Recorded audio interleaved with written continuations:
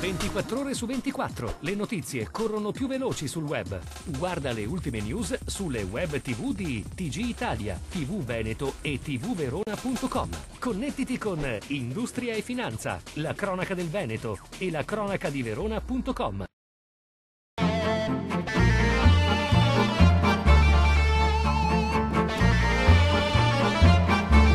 L'area di Porto Marghera sarà bonificata e riqualificata per ospitare il Palais Lumière, ovvero la Torre Eiffel del Veneto, destinata a diventare il simbolo della rinascita del sistema economico e produttivo dell'area interessata. Il governatore Luca Zaia annuncia così l'interesse regionale al progetto di Pierre Cardin. Il progetto oggi è sul piano dello studio di fattibilità, dell'idea progettuale. Certo è che Pierre Cardin ci crede fino in fondo, lo vuol fare anche con una certa celerità, perché per lui è di fatto rappresenta l'opera omnia, cioè il progetto della sua vita. A noi fa piacere che abbia scelto il Veneto a scapito di altre comunità internazionali. A fronte di un investimento di 1,5 miliardi di euro, lo stilista di origine veneta intende realizzare una struttura che si svilupperà in verticale per 244 metri, 60 piani in totale, a impatto ambientale zero, in cui troveranno spazio un polo universitario finalizzato alla creatività e alla moda, quindi un po' di residenza, un po' di uffici, un po' di laboratori, un po' di università e un grande centro congressi che Venezia aspetta. L'approvazione della Regione è una premessa fondamentale per avviare la procedura privata per ottenere tutti i permessi e poter così dar presto il via libera alla realizzazione, per la quale sono previsti 4 anni, con un impiego di oltre 10.000 lavoratori. Il Veneto è la regione dove può diventare concreta l'intermodalità perfetta nel campo dei trasporti, ferrovie, sistemi stradali, portualità, aeroporti e navigazione interna. Occorre riempire di fatti queste potenzialità. È stato questo il leitmotiv dell'incontro svoltosi ieri a Palazzo Balbi di Venezia, dove il presidente della regione Luca Zaia ha incontrato i componenti della Commissione Trasporti del Parlamento europeo, guidati dal presidente Brian Simpson in questi giorni nel nord Italia per una verifica sulle potenzialità e sui problemi infrastrutturali di quest'area. Oltre alla presenza di tutte le modalità di trasporto, il Veneto è interessato a 3 corridoi europei, dei quali Verona e Venezia sono i punti di snodo, il Barcellona-Kiev, quello che interseca quest'ultimo da nord a sud passando per il Brennero, e l'Adriatico-Baltico.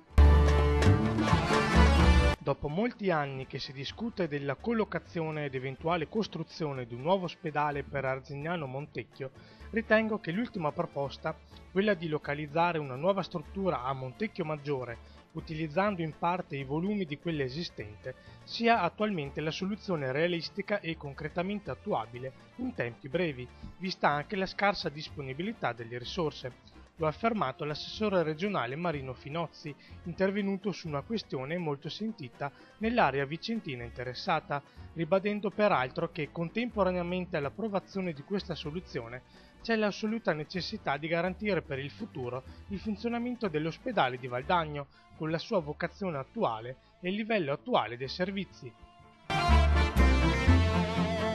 In vista delle amministrative cittadine, il Partito Democratico, durante l'incontro di questa mattina con il segretario provinciale Vincenzo D'Arenzo, ha voluto ribadire la propria posizione nei confronti degli avversari politici Flavio Tosi e Luigi Castelletti. Entrambi hanno molto in comune, entrambi del centro-destra, calati dall'alto e sostenuti dai partiti che hanno governato in città. Nonostante il tentativo di polarizzare il voto su di loro, difficilmente possono apparire come la soluzione o addirittura l'uno alternativo dell'altro. Gli esponenti del centro-sinistra hanno voluto ribadire che l'unica alternativa è il Partito Democratico nella figura del candidato sindaco Michele Bertucco. Il PD, per il presente e per il futuro, rimane forza centrale per coloro che non appoggiano il sindaco uscente. 25esima edizione per Antiquaria, la mostra mercato di antiquariato che ha aperto oggi alla Fiera di Padova e che durerà fino al 25 marzo.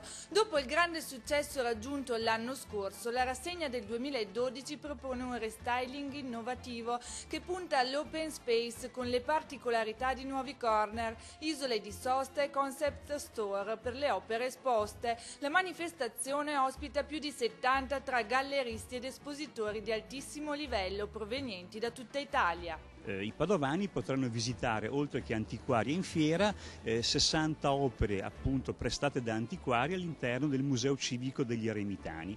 Come dire, io credo che il mercato dell'arte sia un buon indicatore dello stato di benessere di una società. Vi do solo un dato: secondo Nomisma, sostanzialmente chi in questi ultimi 10 anni investiva in patrimonio culturale non correva i rischi che ha corso con i bond argentini. Come dire, un incremento del valore del patrimonio acquisito dall'1% al 4,6%.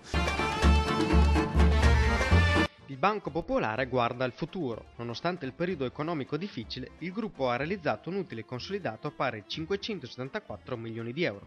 Tutti particolari su industria e finanza.